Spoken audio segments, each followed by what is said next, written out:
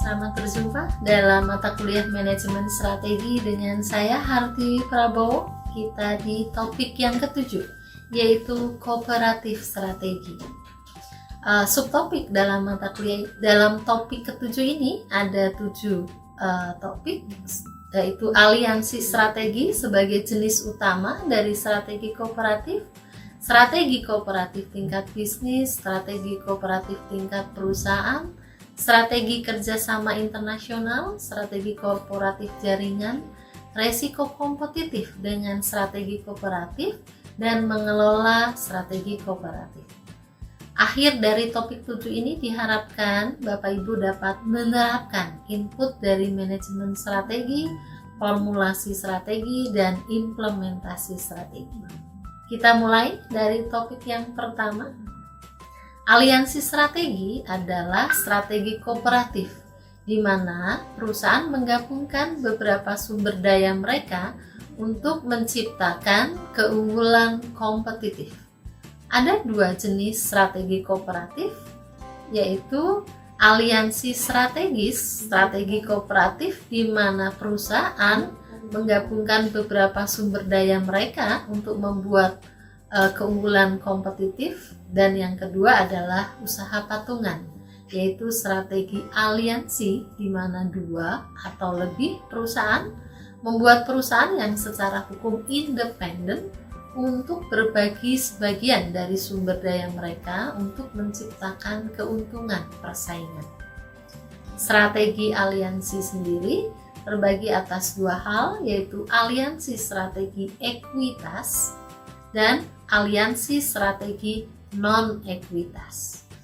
Kemudian subtopik alasan untuk aliansi strategi dapat dilihat atas 3 hal, yaitu di pasar yang slow, di pasar yang fast cycle, dan di pasar yang standard cycle.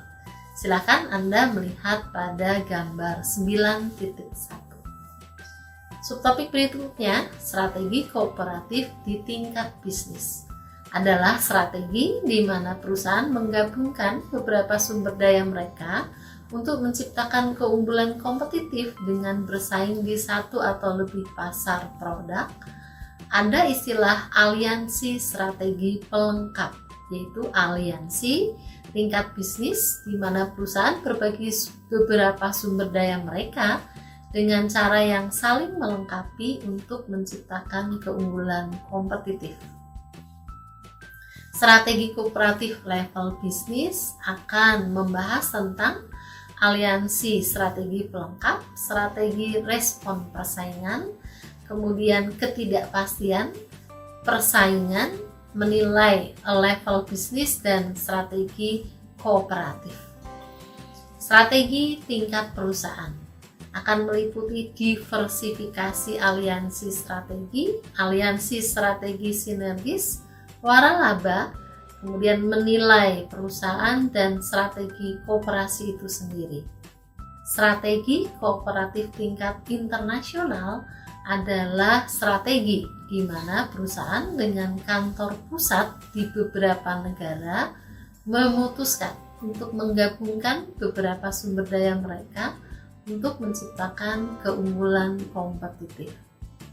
Strategi kooperatif jaringan adalah strategi di mana beberapa perusahaan setuju untuk membentuk banyak kemitraan untuk mencapai tujuan bersama. Kemudian kita akan lanjut resiko kompetitif dengan strategi kooperatif. Resiko kompetitif akan meliputi banyak hal, di mana dari resiko kompetitif akan melanjut ke risiko dan aset management approach, dan akhirnya bagaimana outcome yang dihasilkan. Resiko kompetitif tadi diharapkan bisa menciptakan nilai untuk pelanggan. Yang terakhir, bagaimana mengelola strategi kooperatif. Ada 2 strategi, yaitu strategi pelengkap secara vertikal dan strategi pelengkap secara horizontal. Untuk lebih detailnya silakan Anda melihat pada gambar 9.3 dan terlihat di situ bahwa baik strategi vertikal maupun strategi horizontal akan melibatkan faktor pendukung atau fungsi pendukung dan aktivitas dari value chain. Terima kasih, selamat mendalami lebih lanjut.